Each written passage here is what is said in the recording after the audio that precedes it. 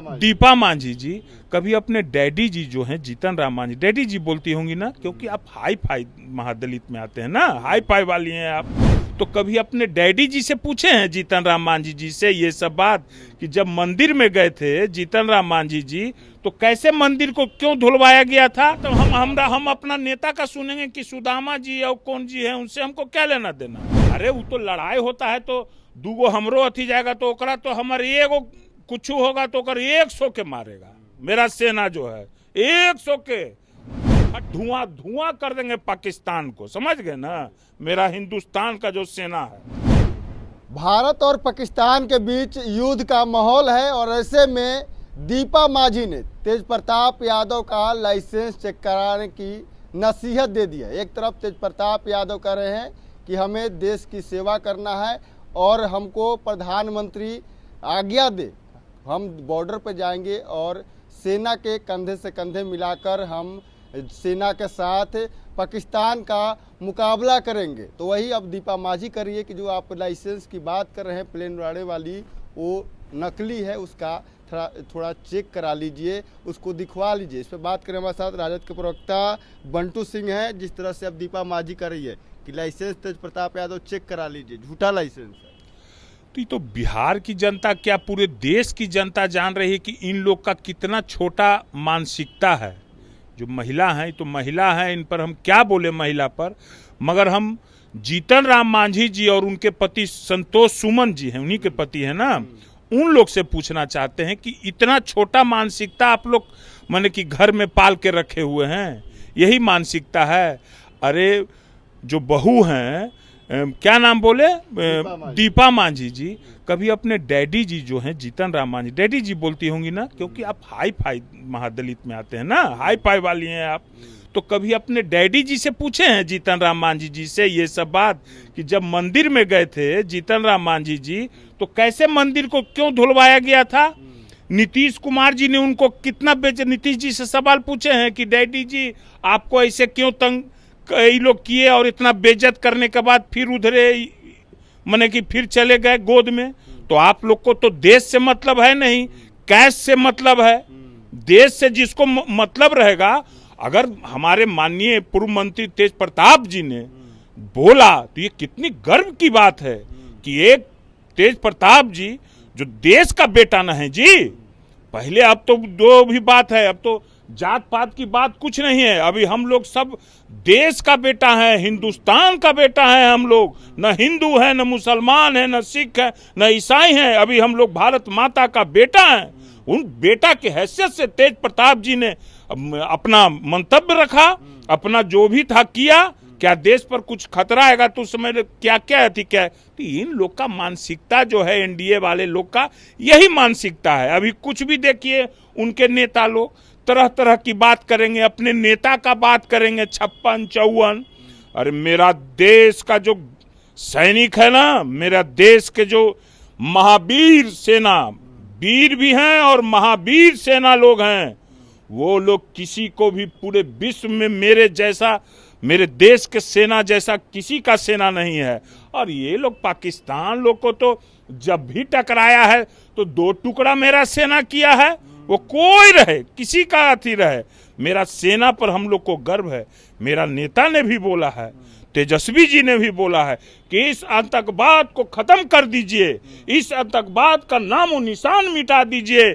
मेरे नेता भी बोले हैं कि हम लोग सब साथ हैं। अभी देश की बात है, ये राजनीतिक मजाक कर रहे हैं, क्या कर रहे हैं? इन लोग का देख लीजिए मानसिकता कैसा है जी, क्या बोला जाए इस पर।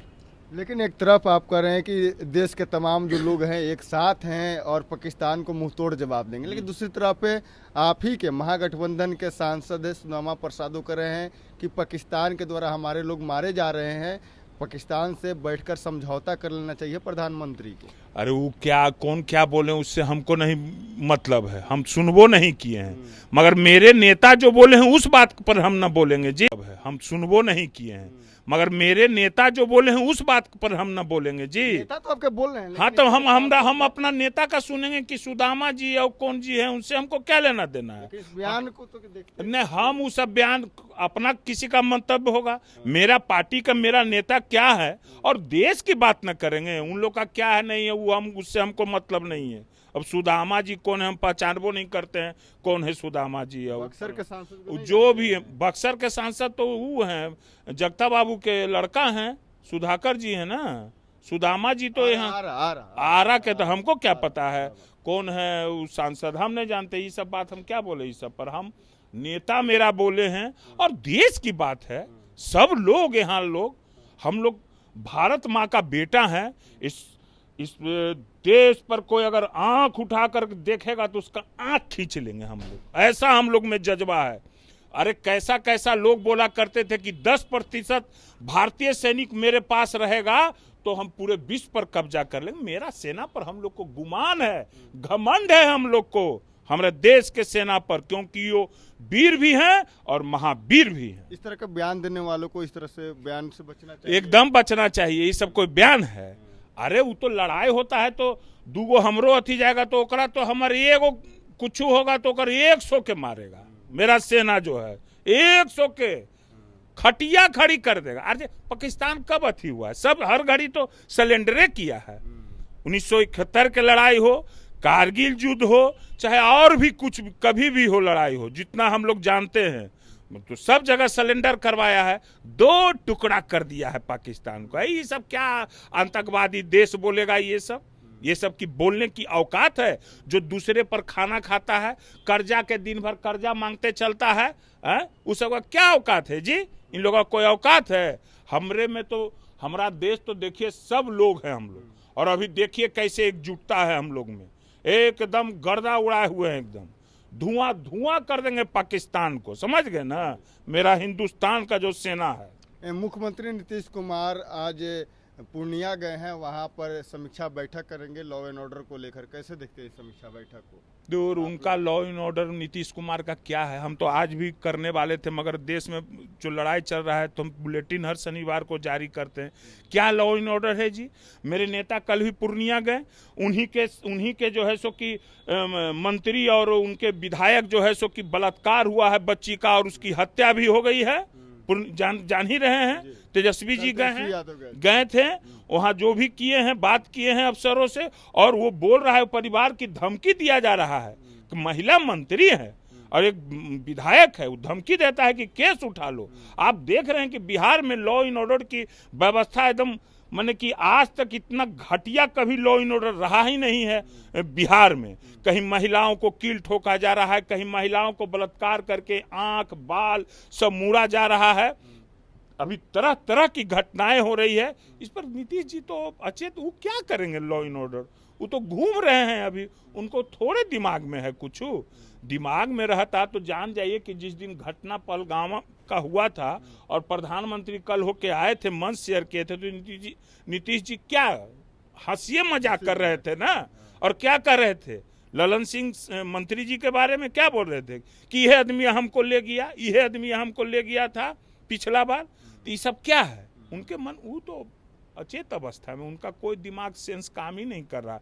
तो ऐसे ही दिखाने के लिए जो अगल बगल लोग हैं 4-5 गो, वही लोग ले जाता है कि मुख्यमंत्री कर रहे हैं, वो कर रहे हैं, ऐसे कर रहे हैं। उनका कोई बातें खत्म है।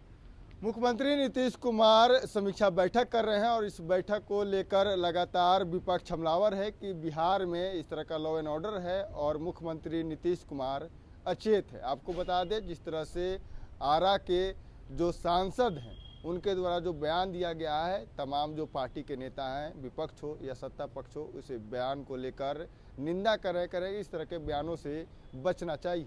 Prince Kushwaha, first Bihar. गोल, जहां 27 वर्षों के सफर में 17,000 से भी अधिक छात्रों ने डॉक्टर एवं इंजीनियर बनकर भरे सफलता की ऊंची उड़ान, जहां साधारण छात्र भी बिहार टॉपर्स बनकर बना रहे इतिहास।